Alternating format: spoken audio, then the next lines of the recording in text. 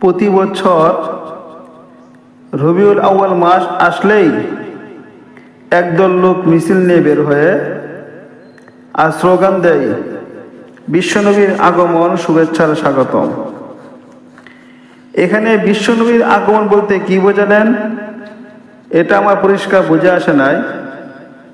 দুইটা অর্থ হতে পারে। একটা অর্থ হলো মায়ের গর্ভ থেকে পৃথিবীতে আগমন, আর একটা অর্থ হতে পারে আমাদের মিছিলে বিশ্বনবীর আগমন। বিশ্বনবীর আগমন বলতে কয়টা অর্থ? একটা মায়ের গর্ভ থেকে পৃথিবীতে আগমন, আর একটা হলো মদিনা শরীফ থেকে আমাদের মিছিলে আগমন।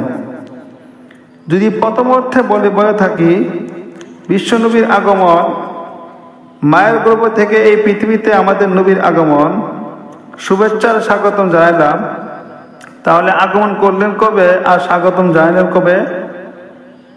আমি আপনাদের এখানে আগমন করলাম আজকে থেকে 6 মাস আগে,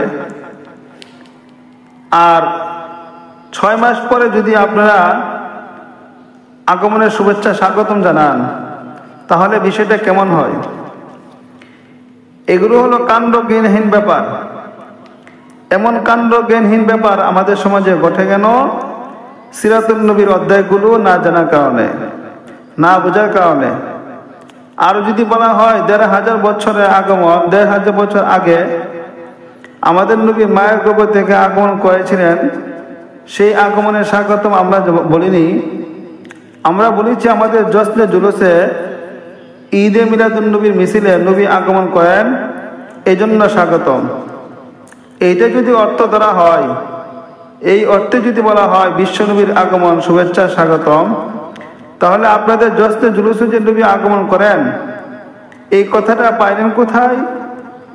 পরিষ্কার ভাষায় হাদিস শরীফে আল্লাহ রাসূল সাল্লাল্লাহু আলাইহি ওয়াসাল্লাম বলে দিয়েছেন, আল আম্বিয়া ও আহিয়াউন ফি কুবুরিহিম ওয়া ফি রিওয়ায়াতিন ক্বাল ইউসাল্লুন। নবী রাসূলগণকে দাফন করা মাত্রই আল্লাহ জীবিত করে দেন। জীবিত হওয়ার পর থেকে তারা রওজা শরীফের ভিতরেই থাকেন। এখানে দুইটা কথা। একটা হলো দাফন করার পর মৃত থাকেন না, জীবিত হয়ে যান। এই কথাটা মাযহাবীরা মানে না। তারা বলে রওজা শরীফের ভিতরে নবী মুর্দা আছেন। কাজেই আপনারা যা মনে করেন মাযহাবীরা শুধু বুকে হাত বাঁধা আর বারবার হাত তোলা আর আমিন বলা নিয়ে ইখতিলাফ করে, আর কিছু আপনাদের জানা নাই। এদের এই ইখতিলাফগুলো আসল ইখতিলাফ নয়। মাযহাবীরা আহলে সুন্নাত ওয়াল জামাতের বিরুদ্ধে যত ইখতিলাফ করে থাকে এর মধ্যে একটা হলো আহলে সুন্নাত ওয়াল জামাতের আকীদা হলো নবীগণ রওজা শরীফের ভিতরে জীবিত আছেন। মাযহাবীদের আকীদা হলো নবীগণ রওজা শরীফের ভিতরে মুর্দা আছেন, মরা অবস্থায় আছেন। এরপর রাসূল সাল্লাল্লাহু আলাইহি ওয়াসাল্লাম বলেন, ফি কুবুরিহিম, জীবিত হয়ে নবীগণ আপন আপন রওজা শরীফের ভিতরে থাকেন। জীবিত হওয়ার পর থাকেন রওজা শরীফের ভিতরে।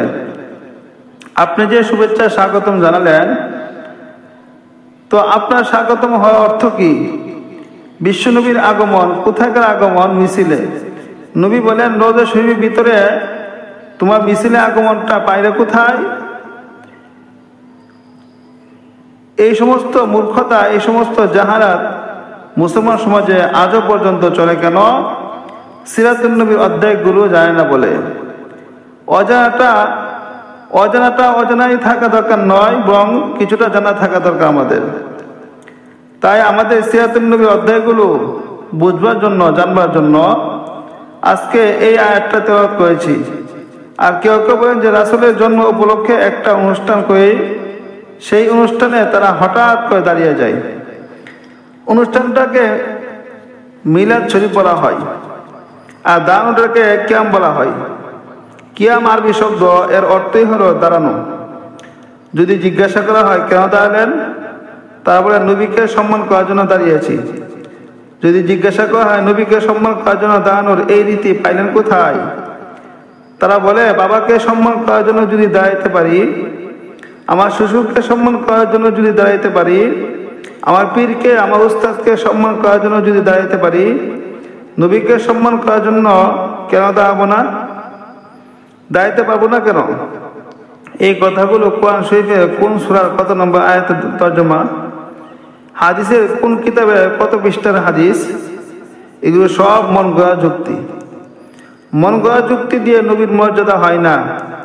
নবীর মর্যাদা আল্লাহ কোরআনে যথেষ্ট পরিমাণ দিয়ে দিয়েছেন।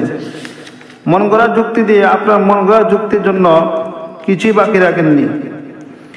নবীর মর্যাদা বিবরণ নবীর হাদিসে যথেষ্ট পরিমাণ দিয়েছেন। আপনার মন গড়া যুক্তির জন্য কিছু বাকি রাখে যাননি। এবার দেখেন মন গড়া যুক্তির গুরুত্ব কি। আমার বাবাকে সম্মান করার জন্য আমি দাঁড়াইতে পারি, আমার শ্বশুরকে সম্মান করার জন্য আমি দাঁড়াই, আমার উস্তাদকে সম্মান করার জন্য আমি দাঁড়াই, অবশ্যই আমিও করি ঠিক। আমার কথাগুলো হলো আমার মান্য ব্যক্তিকে সম্মান করার জন্য আমরাও দাঁড়াই, আপনারাও দাঁড়ান। আসলে ওই ব্যক্তি আসলে নাকি না আসলে, আসার পরে তাকে দেখলে তারপরে দাঁড়ান। আপনারা যে নবীকে সম্মান করার জন্য দাঁড়ালেন, নবী আসলেন কখন, আপনারা দেখলেন কখন? সুতরাং